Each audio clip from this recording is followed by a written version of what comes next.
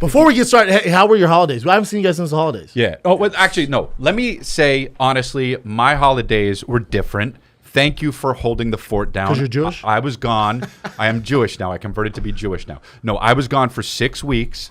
You pre-recorded episodes because I went to rehab. And I wanted to thank you guys for doing that. I needed to do that. I always should have went to rehab, and I did not until November of this past year. Thank you guys for holding down the fort. I needed to get my mental right, and I needed to get my, I needed to check in with my addiction, and I appreciate you guys for holding it down. So thank you, and I wanted to be transparent and tell people. Thank you, brother, too. Matt crushed it.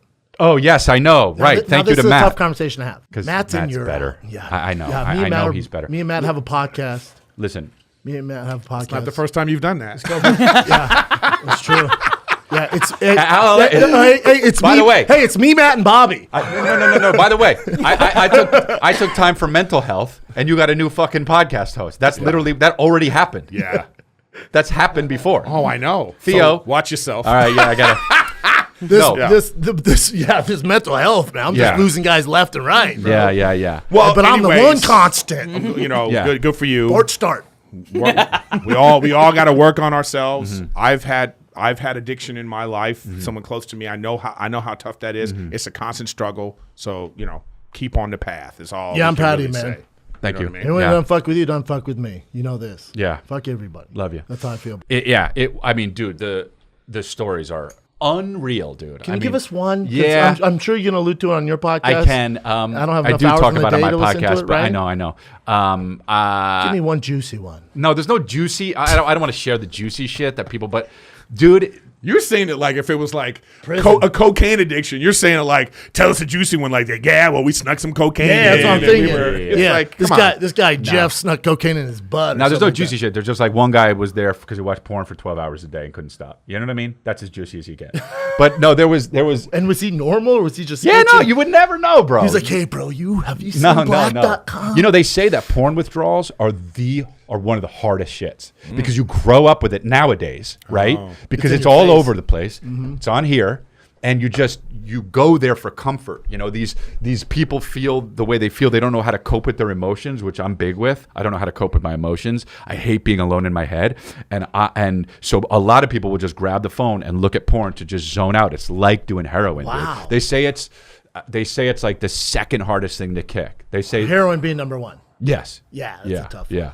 So, well, I mean, but see, the thing is, the difficult part about it sucks that people look at sex addiction as it's almost like if they don't respect it because of how it affects the other people that are involved. That's the hardest part. Yeah. Again, though, it's like alcohol's different because alcohol doesn't have a soul and feelings.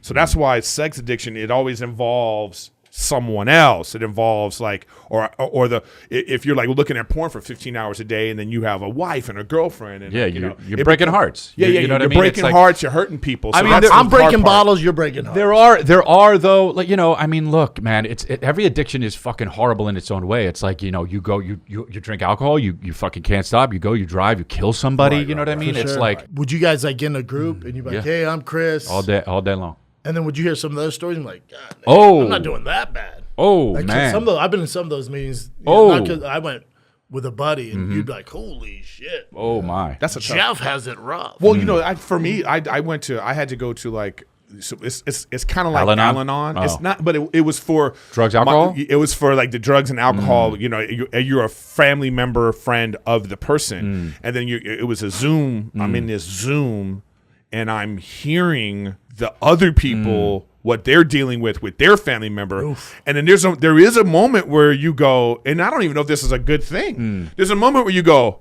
whew. Yeah. I'm glad my person wasn't dealing with, I'm not dealing with that. That's but at exactly the same time, how I felt. I was right? like, well, shit. There's levels to this game. It's like, you hear these stories and you just go, oh, man. And you just go, oh, my God. But it's it's tough, man. Because listen, you get, as a person, when you're a family member or friend of someone who's dealing with addiction, there's some PTSD to it. There's some collateral damage. Yeah. There's some feelings that you have that, you don't even know you're dealing with. And it's hard. You know what I mean? It is hard.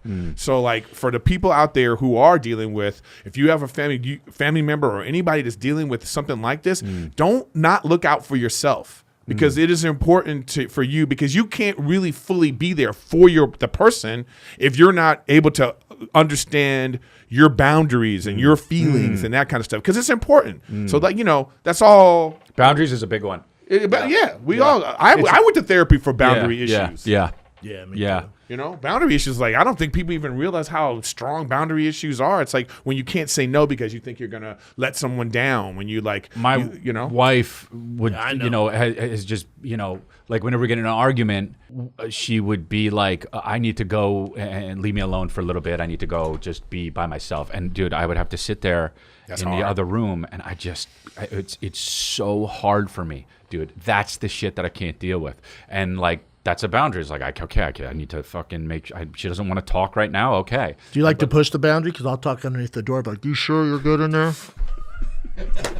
Monster, dude. Fuck. Can you imagine you're in there trying to deal with some shit, and this motherfucker's fucking fucked up ear is on. No, I push snacks too. I'm like, here's a fruit by the foot. I texted you. It's tough. There was actually a guy that I met when I was there that was just addicted to fucking marijuana every single day of his life for fucking 20-something years. And you could tell. Did you make any friends? Mm-hmm. Lifelong. But I have a question though. For what? This place was specific. It wasn't for drug.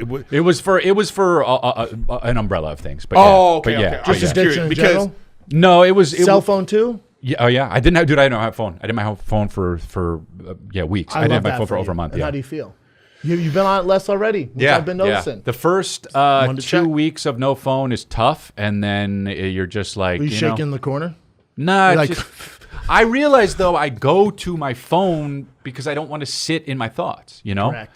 And dude, it's really hard for me to not only feel my feelings, but even know what my actual feelings are. Like as a guy, you just jump to like anger a lot, but that's not what it is. Anger is the secondary emotion. You know what I mean? It's fear, it's sadness, it's whatever it is. But as a guy, your instinct is to not feel those things. Correct. Not your instinct, but your society tells you, nah, get mad, get fired up, Yeah. But even in that process too, the thing that's messed up about that thought process is that because you're only thinking about yourself. And then what happens is when you don't want to deal with your own emotions, you don't even realize how your lack of emotions or things that you're dealing with, how it affects the people around you, because they also have emotions. And so if we're not even dealing with our own self, it's hard to even try to deal with other people's things. But especially what we do. Feel. Like you got to come on here, you got to be silly, and then you do stand up. I've never been sadder in my life than right now. Saddest I've ever, 100%. Yep. Oh man, toughest time I've ever had, hands down. But I'm good at it. I'm good at it. So I think so. I'm on here. I got that Doomsday reference. I'm good, man. I'll do stand up on Thursday. But and so shout out to anybody that has dealt with tragedy, especially during the holidays, because it magnifies it. So, anyways, yeah. What's this guy saying on the toilet? You get your shit together? Yeah, let's move on. But we love you. Like love you, bro. You done fuck with me, I don't like you being sad, so I love you. It's nothing. But it's good to be sad if you gotta get through it. All right.